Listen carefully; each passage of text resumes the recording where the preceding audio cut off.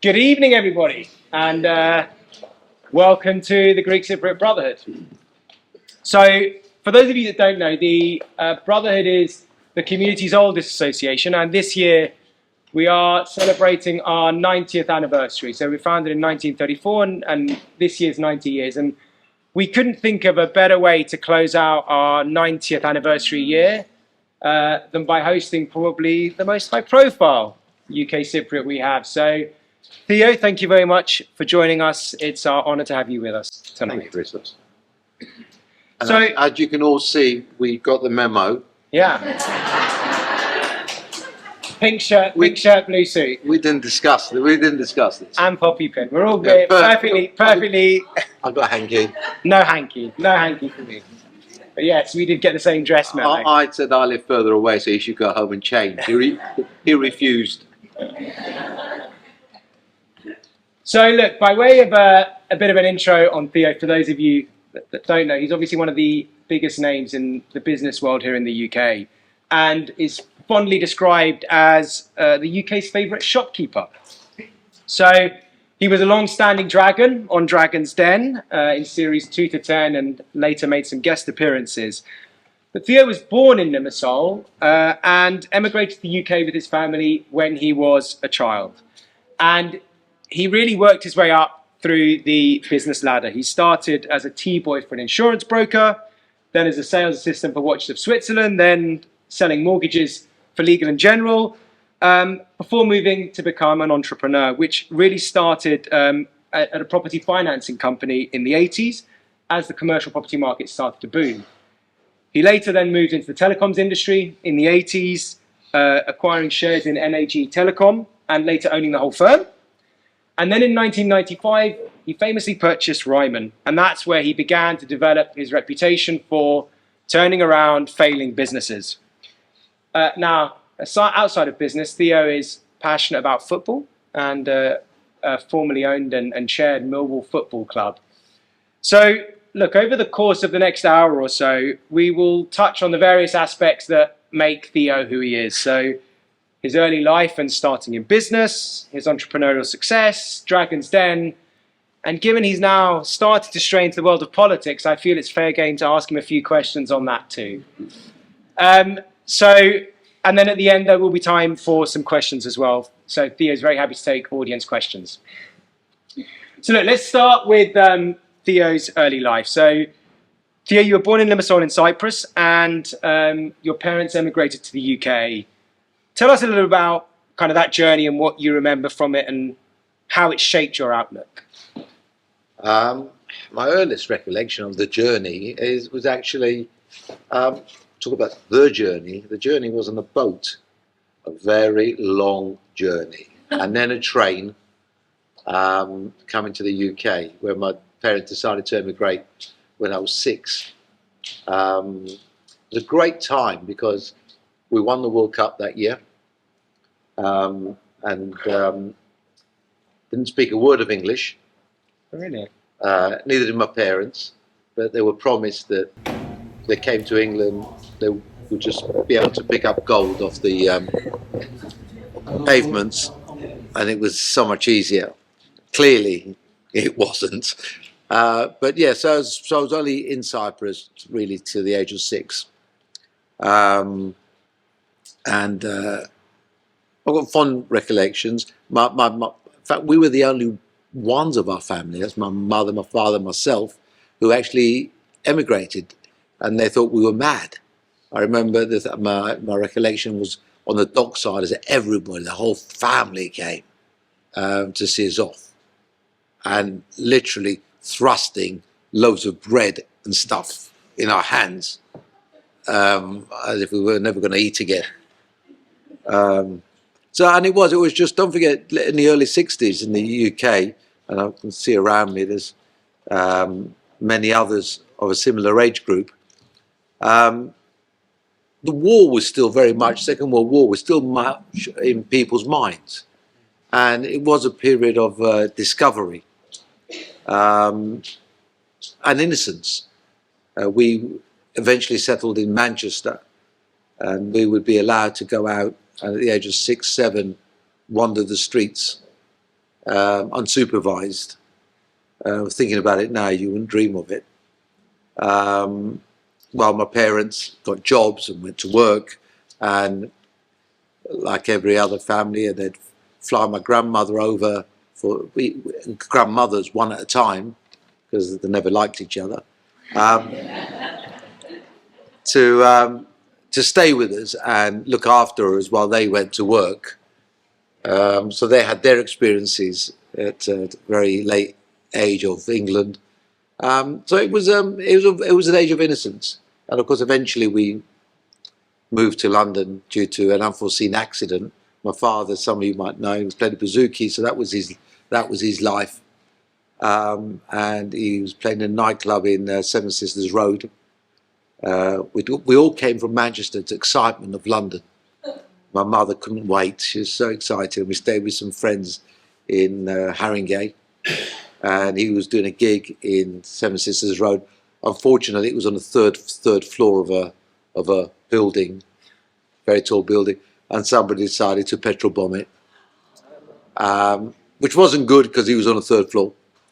So several people died. He jumped out the window, landed, tried to break his fall, landing on a van, which he did do. Unfortunately, bounced off the van and splattered into the middle of the road and broke every bone in his body. But luckily, he survived.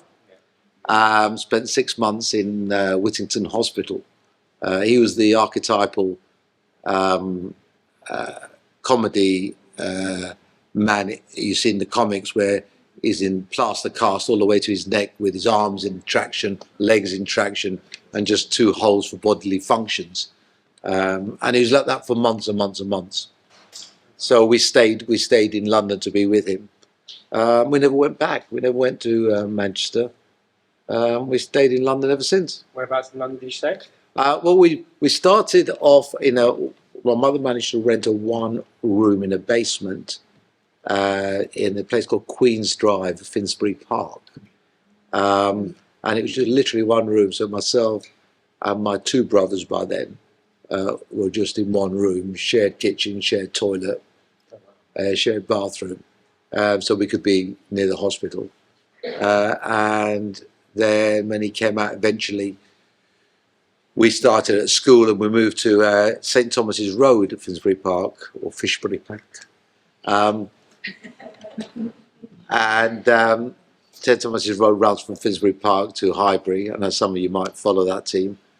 And then we rented 2 rooms there.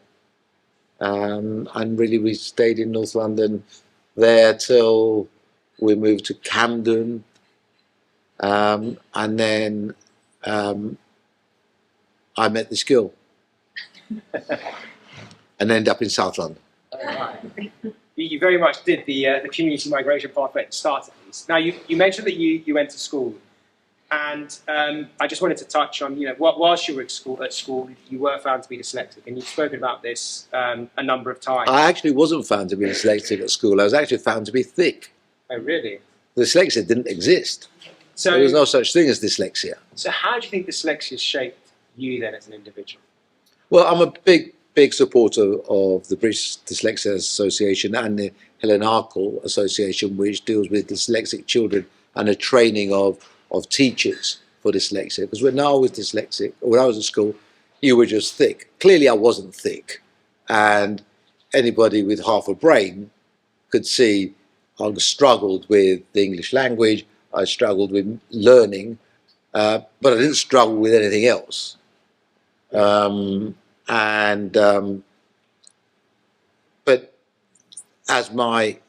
when I left school at the age of 16, my final report from my headmistress, which I still got, by the way, because it was the biggest motivation I ever got from anybody. And it says, reading all the comments from his teachers, Theo is obviously a fine fellow. But unfortunately, there's no exams in this.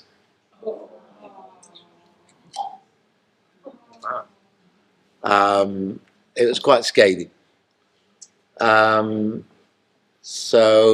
it was a great motivation that they said goodbye to me at 16 to not darken our doorstep ever again. The other thing you did at school, though, was the school tuck shop, right? Correct. She's a fine fellow. I was chairman of the student union there. Yeah. I ran a tuck shop. I was busy. I never bothered going to classes because that was a waste of time. And I wasn't disruptive because I was busy doing all the other commercial activities at the school. So I got great reports from all the teachers. I just didn't do any exams or learning. And was that your first foray into business? Did that give you the spark? Yeah, but it's interesting. So many people say, when we talk about dyslexia, I say, I'm quite passionate. I don't want to bore you about it. But many of our children probably people in this room, they've got children that have special needs. Put your hand up if you've got children or know of children with special needs. Yeah, there is just so many. But it's interesting. People ask me all sorts of questions, Christos. Like, why do so many entrepreneurs that suffer from dyslexia?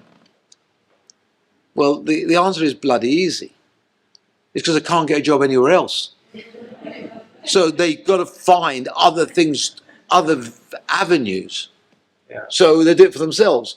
And school was no different. Mm-hmm. I couldn't do the learning. Didn't want to go into a life of crime. So I thought the next best thing was being entrepreneurial and finding things that interested me. Well, probably a smart thing to do. As a child, did you have any role models, influences that kind of shaped your outlook? Or No, not really? No, not really. So again, you're far too young. Television consisted of 2 channels, and black and white. Yeah. The video recorder hadn't been invented. There was no such thing as a calculator. Right. So, communication really was the wireless, the radio, and some TV, and the little world around you. That was it. So your little world, and a little bit of TV, radio, music obviously was a big love of mine as a family thing, but so I used to listen. The radio station was a pirate radio station, mm-hmm. because there wasn't a proper station playing popular music. Yeah. So it was hard to find a role model, and it wasn't really, none of my family were in business. Yeah. So I couldn't say to somebody,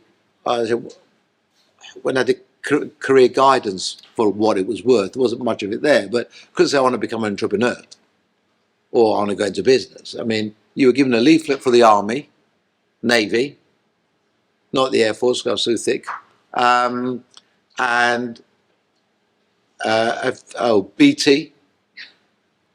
Right. Yeah, I failed that one because I had to do a little exam, it didn't work.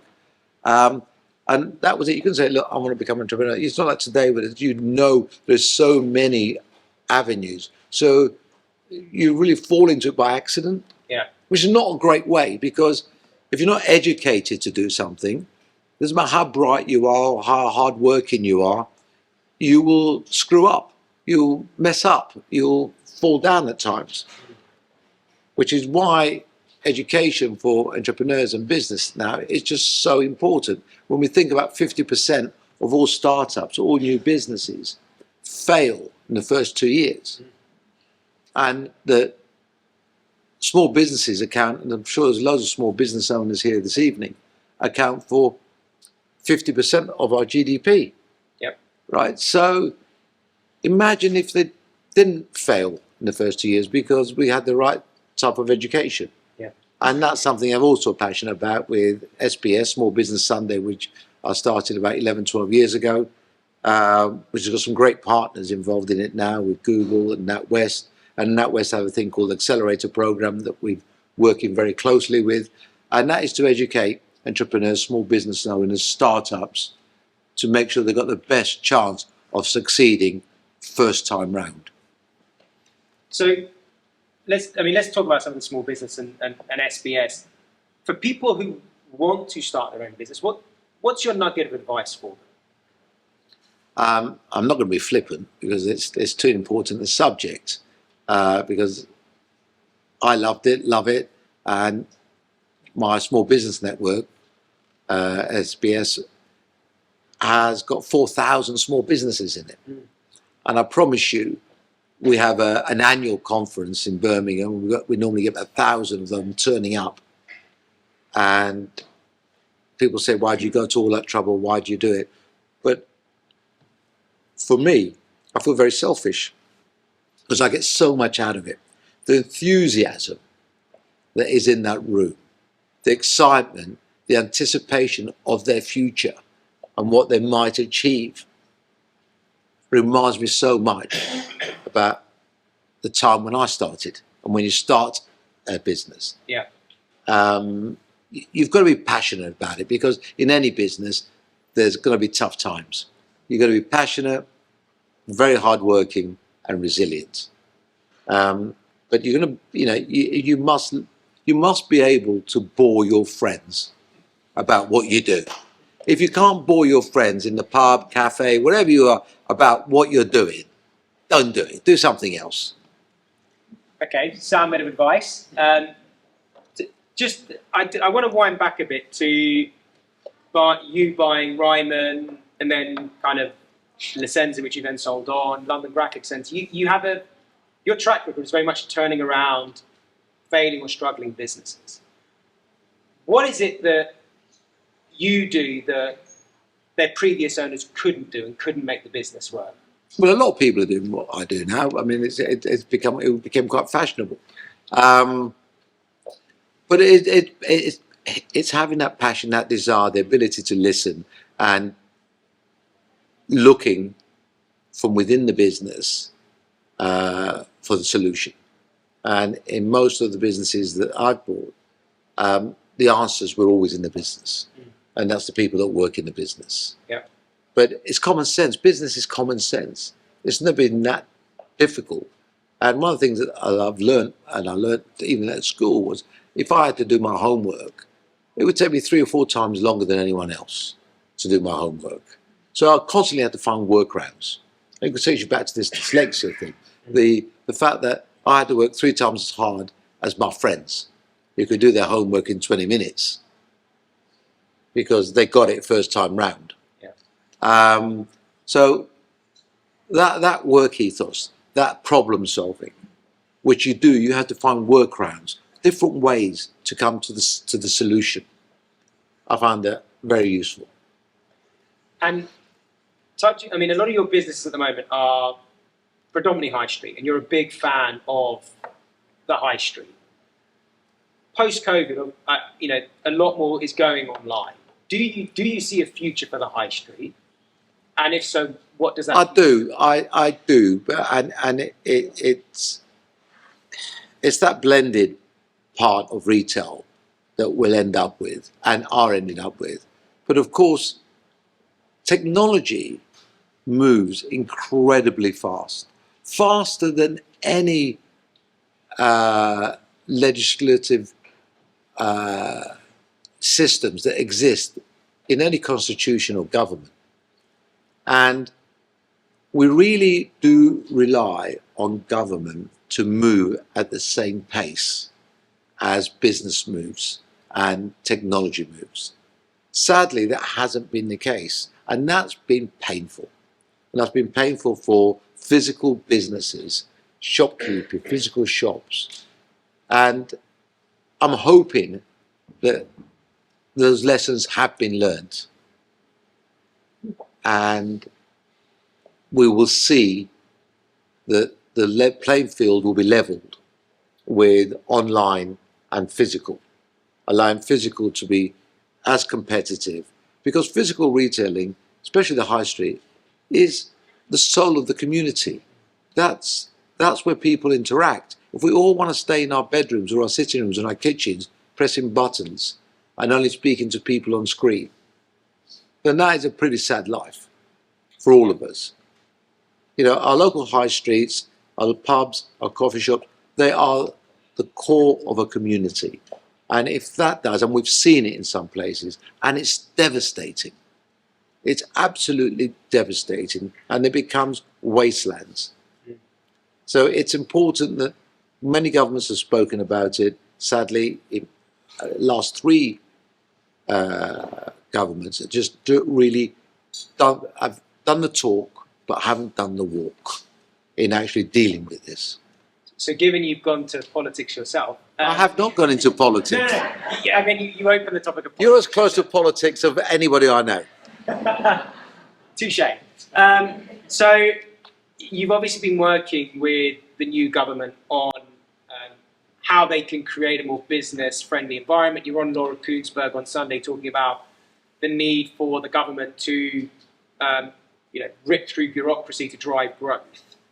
What is it that you think really needs to happen? Is it legislation? Is it taxation? What? Both. I mean, we do need to realise the world has changed. Laws that were thought up and written down in the 1500s are not necessarily relevant today. But that's exactly what we've got. We are constrained by laws and guidelines that are not relevant. So this government needs to and has to, and if it doesn't, it will fail spectacularly. So it needs to unburden, unshackle, and understand the way people live their lives, the changes in technology, in our attitudes, and balance that with obtaining the income that's required to fund our public services. We bitch about the health service, police force, fire brigade, all the services that we rely on day to day. But we bitch about it, but we don't want to pay for it. And for the last 10, 15 years, we haven't paid for it. We've actually just cut back. Yeah. So if we want our services, we need to pay for them. But at the same time, we need to make sure we have reform within those services and make sure those services are fit for this century, not the previous one. Because don't forget, the health service was from the 40s. Now it was a different world. And our expectations are still exactly the same. The way we go and see a doctor, something just changing, was exactly the same. The way we'd go to emergency and accident is exactly the same. It can't be. It's just not right. So we do need to look at reforms to make sure whatever money we invest further is invested in the right places that makes the difference. And that is being outward looking and understanding where we are today. And in that context, what are your thoughts on the Chancellor's recent budget? I mean, it seems painful. I was going to say, it seems like business bore the brunt of it. All of it. Hold on. She says she's not going to raise income tax. She's not going to raise VAT, right? So that's a big slug of the population are not going to be paying anything increased. She did say she's not going to raise corporation tax, and she hasn't. She just stuffed a much bigger figure into NI. And it's painful. But business will deal with it, and will have to deal with it. Now, the repercussions of that are a worry because we've got to be careful. Job losses could be a byproduct of it, and also inflation, because not all these costs can be absorbed. They will likely be passed on to the consumer, which will cause inflation, which will cause higher wage inflation and the merry-go-round. So we need to get growth in there somewhere. Yes. And the OBR figures at the moment are not exciting. And that's not enough. We need a lot more than that.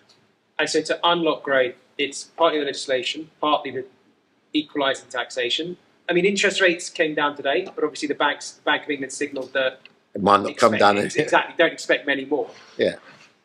What else is in that formula? Is there anything else? Well, how does the government unlock this growth? All the things that we just talked about. So they've already said they're going to make a lot of public investment. We know public investment and investing money into infrastructure does create jobs, does create wealth, because as long as you give the contracts to the right people. But then again, governments create the environment for growth. They don't create growth. Business creates growth. Yep. I'm saddling and burdening business without looking at legislation reform, and encouraging businesses to grow is not going to be the answer. So they have to do this alongside. There's another dimension in play, which is obviously the recent election in the US and what the new president, Trump, may well do in terms of protectionist measures or anything like that. What's your sense on what to expect coming out of the US with President-elect Trump? Does anybody here have a clue what Trump's going to do? I think the Americans haven't got a clue what Trump's going to do. I think the biggest worry is Trump hasn't got a clue what he's going to do, because when he gets in, as he obviously has, and takes over in early January, I think it is, it's going to be, I think everyone's going to be holding their breath. He could just go, give it to all his team and go play golf for the next 4 years before he becomes even more senile, right? Alternatively, he's got a hit list. He might start imprisoning everybody and going after everybody. Yeah. He could go mad. And this is going to be a great test, because he's got all the housing as well, isn't he? It's going to be a great test to see if the American Constitution has got the guide rails and the safety rails in place to stop somebody going crazy and doing silly things. That's going to be the big test of the Constitution. And but then again, we were worried about him last time. He didn't really do very much, did he?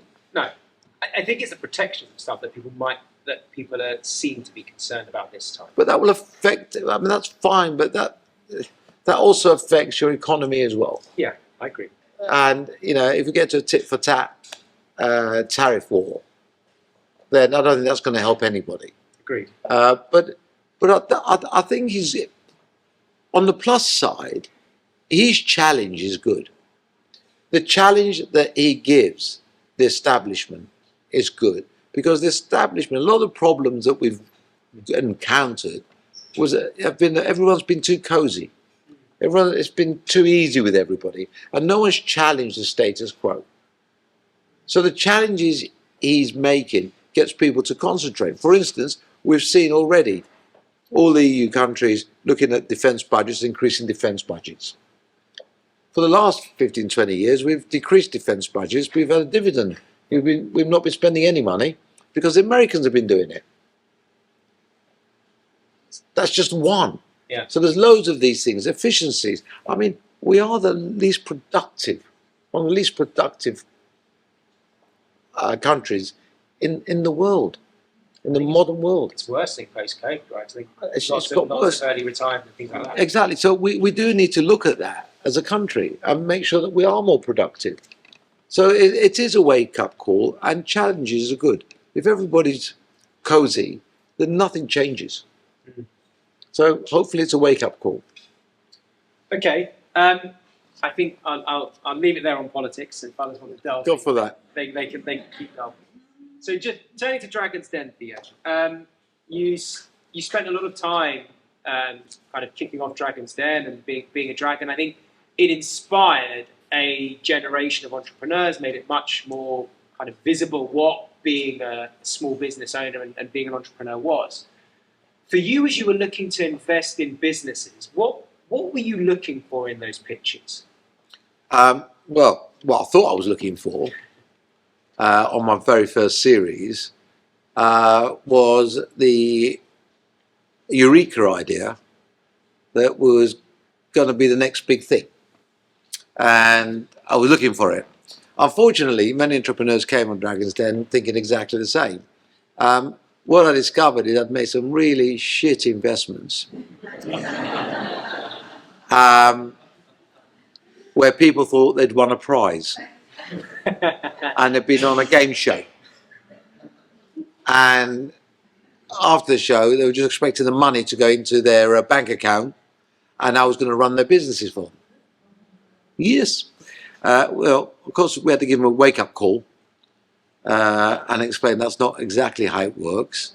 And I very quickly discovered that I was looking at the people. And from there onwards, after my first series, it was about the people. The idea, from my view, came second. Because I wasn't going to run these businesses. I wasn't going to work. I wasn't going to run them. They were going to run them. So I would rather have the right person with an average idea than the wrong person with a brilliant idea. Because it was still, the brilliant idea was going to fail. Because they were never going to put the work that is required to run a successful business. So I backed people. And I found I was far more successful in backing people than ideas. And what was the most successful business that you invested in? Or your most favourite? Well, it's strange, and I've answered this question before, but you might not be surprised I've been asked it 1,000 bloody times. So actually, have you got an answer?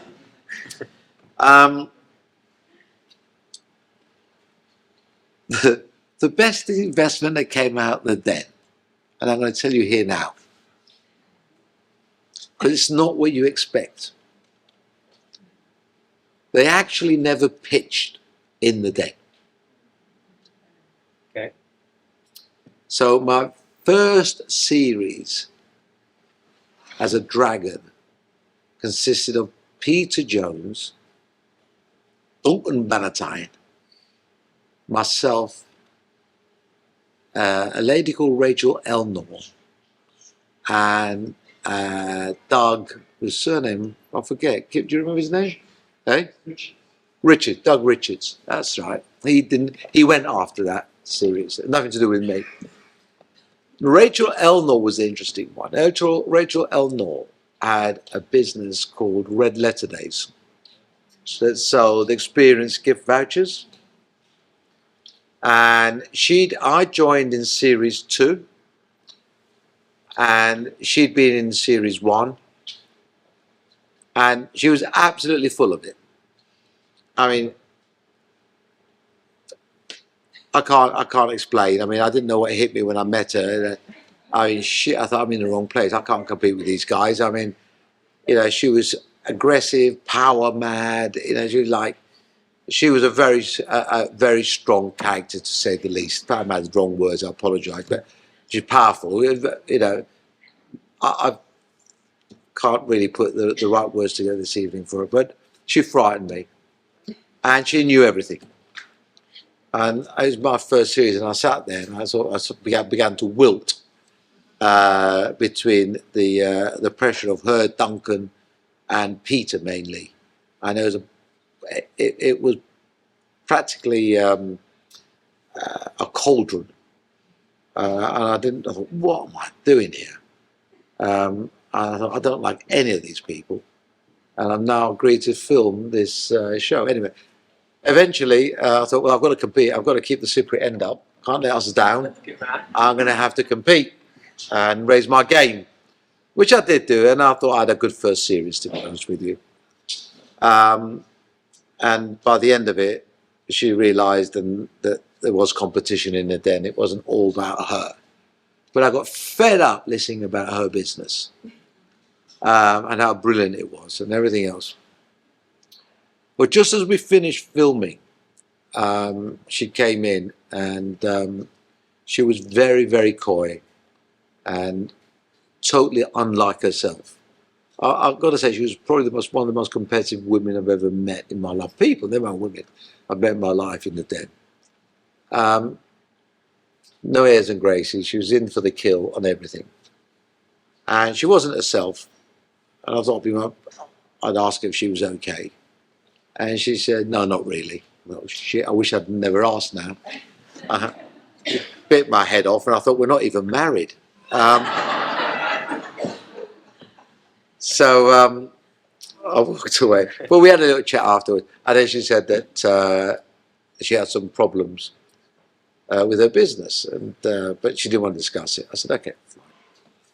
And then I hear in the press we finished filming, and they take it away and edit it, and it's shown much later. And a couple of weeks after we finished filming, the news came out that her business was in trouble. And which wasn't brilliant for the credibility of the show, because they had all these, and in those days it was like they showed us at the beginning of the show our brands, our businesses, people in sports cars. She was on a big motorbike. Doug was on this big yacht. We were all powerful, you know. Forget about advertising. They put all our brands up there. The BBC didn't care in those days. It was all up there, right? And they built us up and built us up. The opening sequences, we were the most powerful people in the world. And they built us all up. And then, of course, before it even the series gets aired, a business has gone bust. That doesn't do any of our credibility any good. So the BBC actually pulled the show. Pulled the show. Because her business was a consumer business. It was selling vouchers, experience vouchers, to consumers. So she had about 10,000 people holding these vouchers worth millions and millions of pounds, bless her, that had lost their money. And that was a big consumer story. Yeah. Hello? So that was a big story. So the BBC pulled the show. And we weren't sure whether it was going to see the light of day. So me and Peter Jones decided we would take a look at a business and see if it would be at all salvageable. So we contacted the administrator, had a sit down with the administrator, and cut a long story short, we agreed to buy that business for not a lot of money.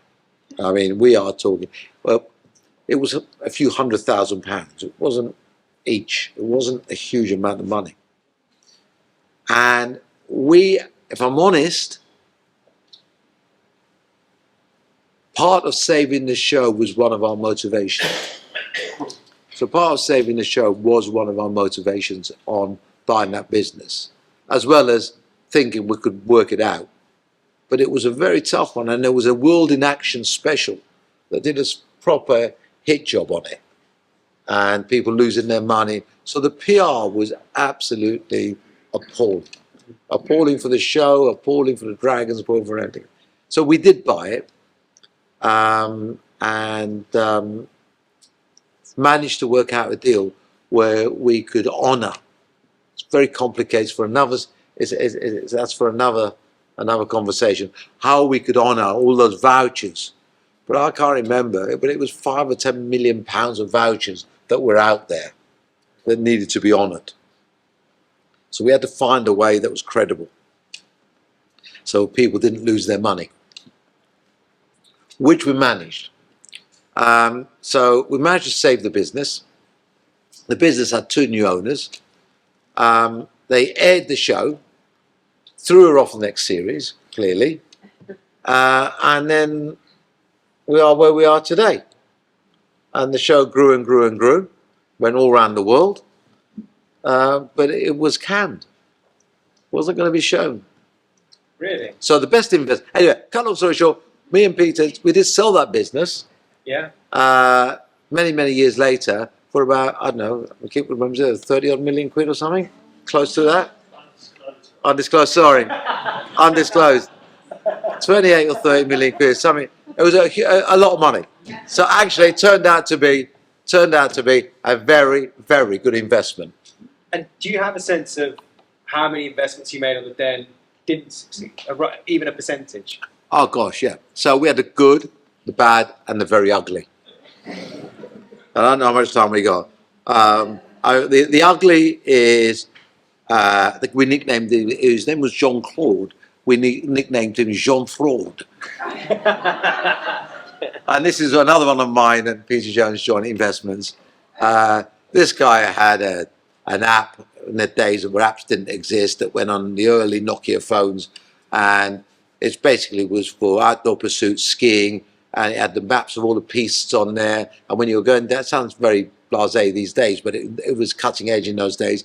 As you're skiing or travel, you can see it on your phone and you can track it, your speed and everything else. And it was a sports relief special we did, and we dressed the Den as a football pitch and everything else. And me and Jonesy invested, I can't remember, it was £80,000 between us in this.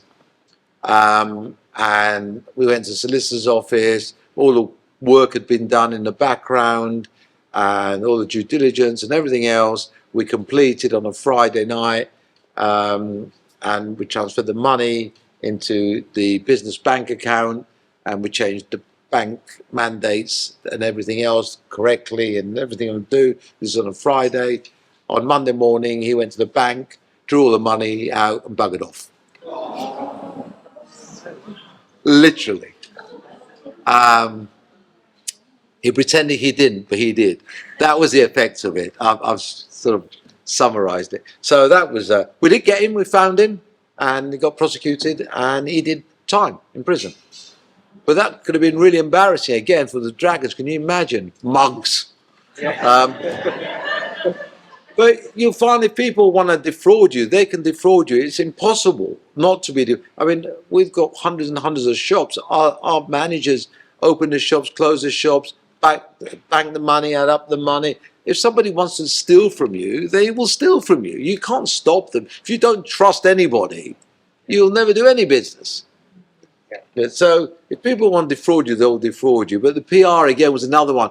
The PR was going to be sensational. So we had to prosecute. We were right up front about it. We announced it, and we contacted the police, and we found him in Holland somewhere. He got prosecuted, and in the time, and we put press releases out all along so people knew what was going on.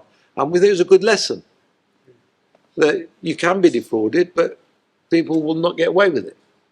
So that was really ugly. Last question for me before we turn to the audience. So, I mean, couldn't help but ask this. I mean, how do you think your Cypriot roots, your heritage, have informed you, shaped you, made you the person you are today? Wow. Have they not? Definitely. So if I'm going back to the 60s, a long time ago, the name Θείο Παφίτης. Didn't know any other Theos. There was no other Theos in our school or anywhere else. Paphitis was Paphyteros. All sorts, papyrus, you name it. Right? You were definitely ethnic. You were definitely ethnic. You were different. I mean, it's a different world today to then. You were very, very different. And definitely my ethnic roots, my Cypriot roots, I think showed. It drove me, made me feel different. I had the values, I had the enthusiasm, I had the hard work. I call it sometimes ethnic cunning that you get from coming from an island where you had to survive, and everybody was trying to turn a pound. Trying to, it was very much, nothing was given to you. And I think we're an incredible race. We are incredibly sharp, sometimes too sharp for our own good, as my wife keeps telling me. We're incredibly sharp. We've got a lot of educated people. We educate a huge amount of people. We're a small island. I think we punch way above our weight. And I felt special. I didn't look at myself and think, oh, I'm a foreigner in this country. And I'd say I was Cypriot. No one had a clue where Cyprus was. I mean, the Americans still don't. You try to go to America with a Cypriot passport, or with your passport saying born in Limassol. I mean, they look at you, you're a terrorist. That is it. And, they try and convince you that Limassol is in Greece. This is immigration. This is immigration in America. I made a big mistake. I put him straight. Not a good idea. I was taken in a little room where they then tried to convince me, yes, okay, Limassol is in Cyprus, but Cyprus is part of Greece. No, it's not. Right, well, you're staying here, sunshine, then. Till they find a Greek-speaking immigration officer, which they found after about 7 hours. Although I can speak perfectly good English, as you can see. They, on the other hand, I'm not sure they understand much of what they were mumbling about. And they found a Greek-speaking immigration officer. They brought him round, and his Greek was broken Greek. His parents were Greek, but he was born in the Bronx. It was just comedy. It was definitely a comedy sketch. Going back. So I didn't feel that I was an immigrant, foreigner. Clearly I was, and some people would like you to felt that way. But I felt very proud to be Cypriot. I felt proud to be different and embrace my Cypriot roots, as I've always done so.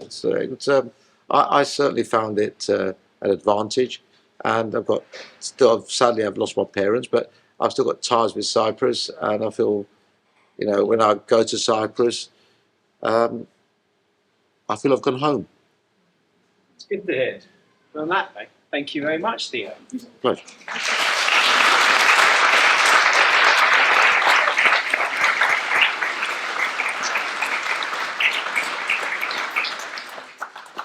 Right, let's take some audience questions, but try to keep them brief so we can get through as many as we can. Let's go. Theo, because according to what I've read, I think the La Senza deal was your best deal ever. And can you talk a little bit about that? Number one, never believe everything you've read. Oh, right. Well, I read that, so I don't need to No, that was great. That was a lingerie business that we bought in the late 90s and sold it in the early 20s. We did very well, very, very, very well with it. It's difficult to talk. Would you not say it was your best exit? I don't think I never liked an exit. It's been selling a business. It's like selling. It's like losing one of your children. Because I'm very passionate, as you can see, I'm very passionate about what I do. I throw myself, I literally throw myself into the business. And sometimes it's to the detriment of myself and the business because I'm so passionate. So it's very, very difficult then when you sell a business. But selling a business is like murder. Statistically, if you murder somebody, there's a massive high chance that you're going to murder somebody again because you got used to it. And it's the same with business. That first one is the most difficult. Once you've murdered and you sold one, it does get easier. Susie. Hiya. I've just spent some time in Silicon Valley. And obviously it's an incredible area, lots of startups, over 15 years or longer. And my friend who's British that lives there finds it really frustrating that we have this brain drain of British people going over there, and we lose them, even though we've got great universities and we've got the talent. And I just wondered your thoughts on what we can do in this country, either business individuals or the government, to create an environment where we have more venture capital. You try trying to raise money in the UK for those sort of projects. It's compared to how easy it is in the States. It's chalk and cheese, and that's a big reason. But also we put constraints on our funds and pension funds and where we can invest money. And I think we've got to look and take some of those constraints off and try and look at the opportunities of maybe taking bit more risk in some of our funds. I know we're incredibly conservative. I mean, the Americans, losing money is part of the game. They're quite happy to lose money, but it's all statistics for them. They just want to make more than they lose. That's it. But losing is accepted. Lose money here, and it's like you just committed murder again. It's looked at so badly. So people, they want, the funds don't take the risks, and that's something that we have to do, because otherwise exactly what will happen. Yeah. And on the public basis, if you ask the question, if you go back to your 20s, what advice would you give to yourself? Don't buy cars you can't afford. We've all done it, haven't we? We've all done it. We've all done it.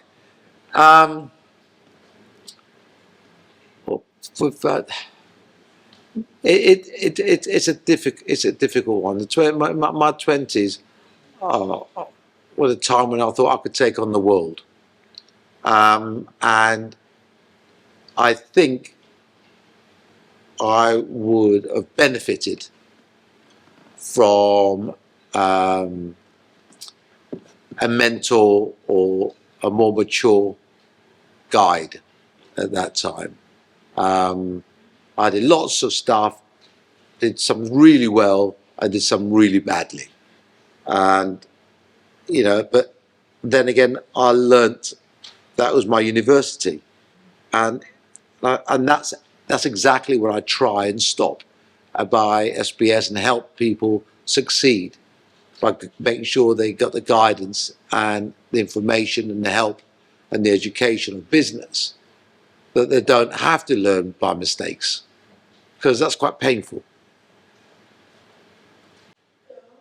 Let's come to this side of the I'm based in Camden, based in Camden, it's a theatre. Right. And we're obsessed about putting on stage stories from Cypriots, all different generations, and the responsibility we have in developing the culture of our community. Being the most important, most famous Cypriot on our TV, On TV. the responsibility we have in terms of holding that mantra. But where do you see the kind of next generation of Cypriot young startups coming from? Well, for a start, they've learned to pronounce our names, which is always a good thing. Listen, I think that we've got a strong community. It's definitely focused towards this part of London, but there is much of our communities in other parts of the world, even in South London. As far as Western Super Nightmare, as I call it, there's a very strong Cypriot community. I've got friends across there. And I think the more that we expose our culture and our heritage, our island's always been, let's be honest, incredibly successful at attracting tourists. Not all the right types of tourists, as we know, but it's getting better than that. So people have known about Cyprus, but it's not just about knowing about Cyprus as a holiday destination. It's about Cyprus, the country, its successes, its opportunities, and I'm hoping that the government that we've got there now does exactly that, and opens Cyprus to investment, not just from Russian oligarchs or anybody wanting a bloody passport. Took me longer to get a passport than I was born there, never mind some of these other people. We won't talk about that. But, you know, so it's about making sure that people realise that we are a great nation, that we're open for business as a nation, and the right type of business, attract the right type of investment, and then spread that word from the diasporas around the world. And London, of course, being one of the biggest. Yes, Theo, go on. Theo.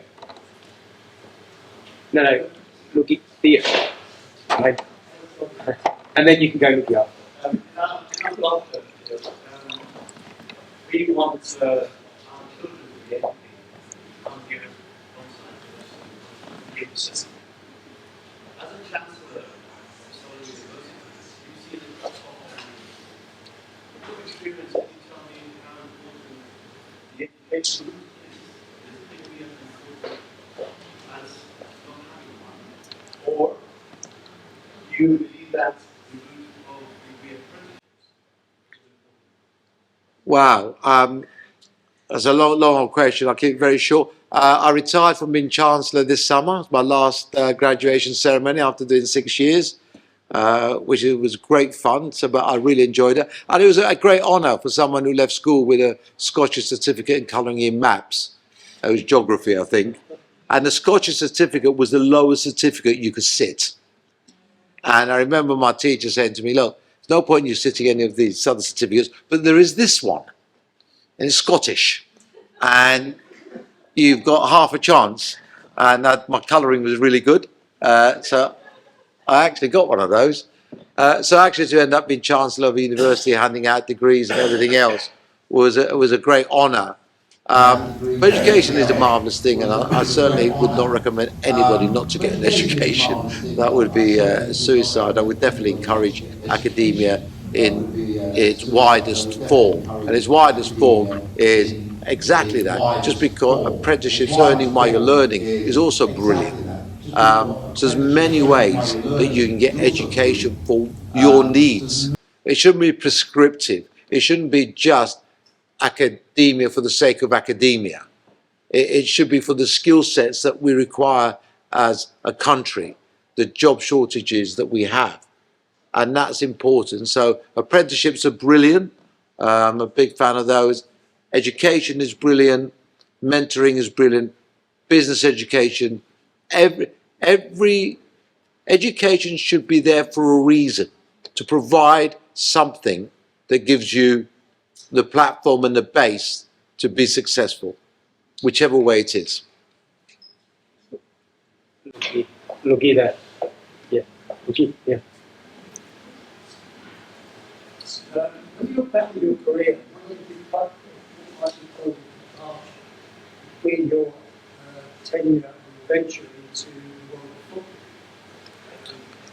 and suddenly you've gone into the entertainment business, it's a results business. You've got highly paid football players who don't necessarily always deliver the products. It must have been a massive change.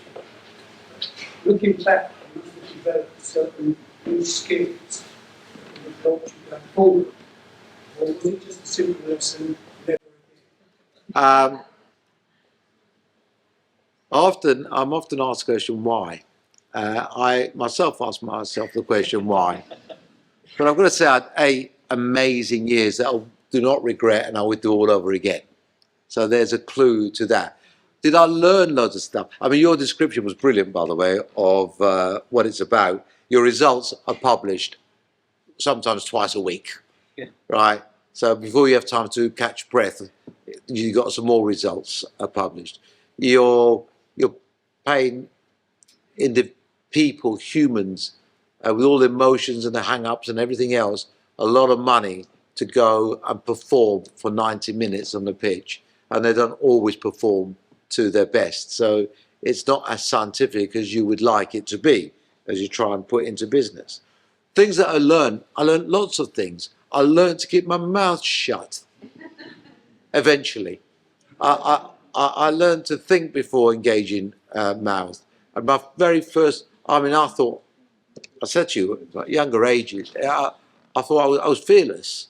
My first press conference in Millwall to be announced as chairman.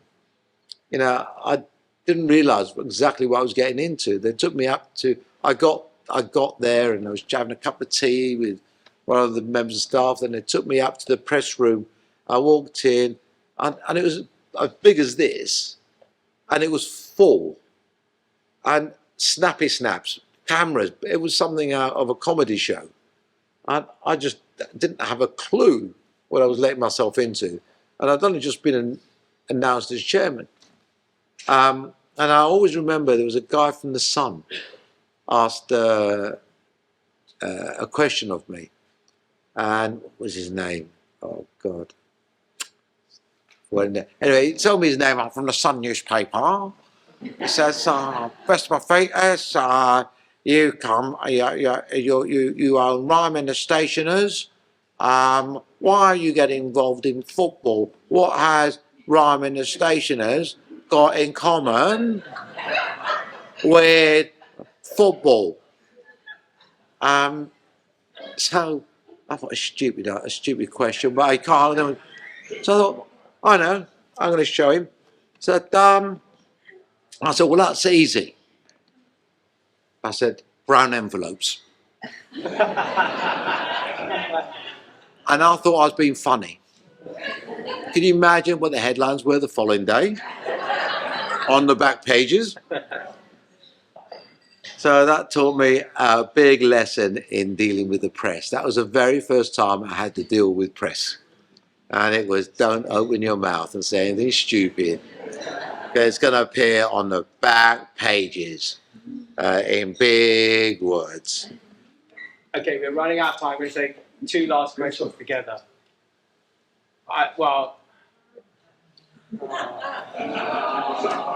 Go on, we'll speed up the answers. Come on, speed it. We'll speed it up. Speed it up. Lorna and Vasily, take 2 together.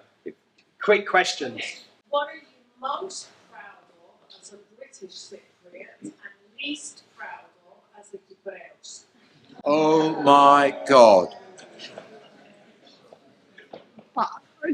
I'm going to refer you back to the answer I gave just now.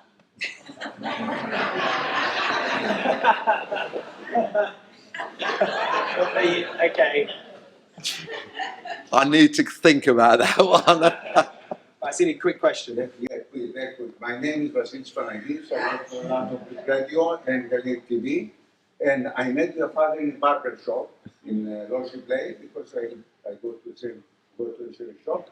My friend here, he is from Cyprus. His name is Petros Porrakos. He's an author and a musician. And he played music with your father 52 years ago. Oh my God. Yes, in Caledonia Road. Yes, That we got a Caledonia. picture as well. You got a picture? Excellent. Picture. So my question is, he's writing a book at the moment about Cypriot's life.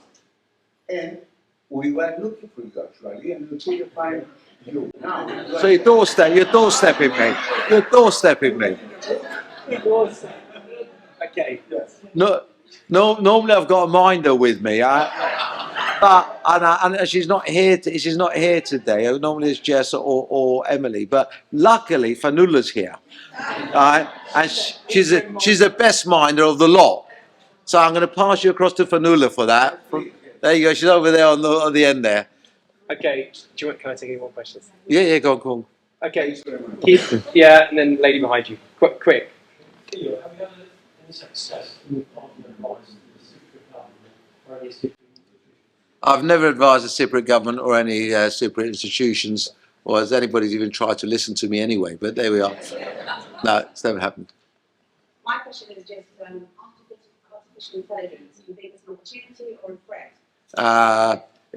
It's both naturally, and it's how you embrace it. You can embrace it as a threat. You embrace it as an opportunity. I personally am embracing it very much as an opportunity. Back there. You said that you look for characters in the person you invest in. What's the key thing you look for in the person? Listen, first of all, I've got to like you. If I don't like you, why the hell do I want to spend my life working with you? It's not all about money. Life's very short. We're on this planet for this long, so why waste my life working for somebody I don't like? It's number one. 2, I've got to believe in you. I've got to believe that you've got the desire, the passion, the will, and the work ethic to succeed. You might not succeed, but I've got to believe that you've got those abilities. And if I believe you've got those abilities and I like you, well, I'll take my chances with you. And we'll either make money together or we won't. You have a good time if you don't. Yeah. Beyond being successful, you're also a family man.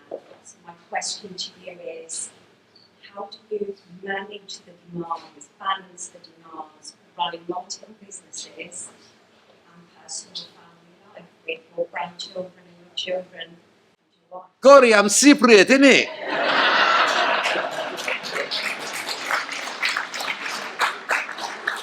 We just do. We just do. Theo, you are from Liverpool and you've got really as a the joining views from Catholic. My question is, first of all, I'd like to thank you for the insight of each. And I'd like to ask, there's a lot of companies that are springing up in Liverpool. A lot of? A lot of companies that are springing up, a lot of tech companies that are springing up. Yep. As startups. With digitization at the forefront and everything that's happening across the world, how do you foresee The digital nomads, I mean, all over Limassol. I mean, people love going to live there, work there, where they do it for a few years, for a long time. It's a great lifestyle, and with the right incentives and the right visas, there's no reason why we shouldn't encourage more. It's the right thing. And the answer to your question, my name is Θείο Παφίτης. I was born in Limassol. My granddad's name was Θείο Παφίτης, right? Fact is, that wasn't his name. It was Theodoros Harlambos. But he worked for the British bases, and he was an orphan. And they took him in, and he worked there from the age of 13. And what happened is they just knew he was Theodoros from Baffles, right? So when the Brits buggered off, and everybody that worked for them was told, look, we're leaving, as they do this in all the colonies, we're off. You might be killed after we've gone because you work for us, but if you want, here's a passport. You can either follow on or take your chances here. And they gave my granddad and my dad a passport because they worked at the British bases. But when they got the passports, they said, you've got a name wrong. And they said, what do you mean we've got your name wrong? Well, it's not Paphitis, it's Harlambos. They said, we've always known you as this. That's the name we know you by. That's your name. So do you want it or take it away?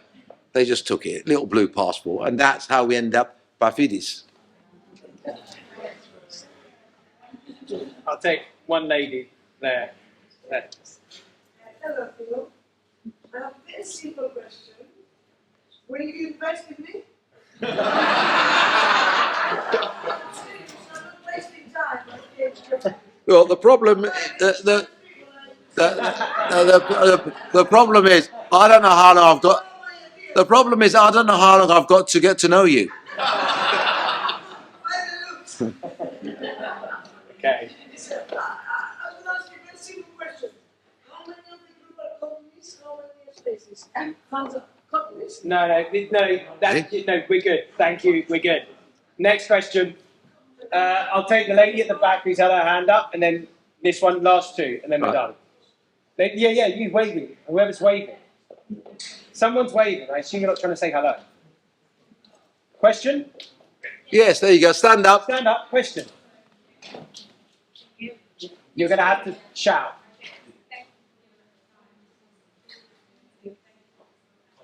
I can't hear you. You're gonna have to come to the front. Yeah. Quickly, run down the front. And in the meantime, you ask your question. You ask your question. I want to take you back to your early childhood and your family. You had two grandmothers, Cypriot. Yeah. Parents, Cypriot. What was your diet at home? Was it Cypriot? Of course it was bloody Cypriot. What was it? And my wife's English. Guess what she cooks? Cypriot. So that's the only food there is. What was it at the time? What my Your grandmothers, what did they cook? well, they did everything from Bizelin to Cologassin to, you know, you neighbour, you Mustar, you know, all the normal stuff. And that got passed on, clearly from my grandmothers to my mother. My mother passed it on to my wife, who's passed it on to my daughters. And that remains the bedrock of our food.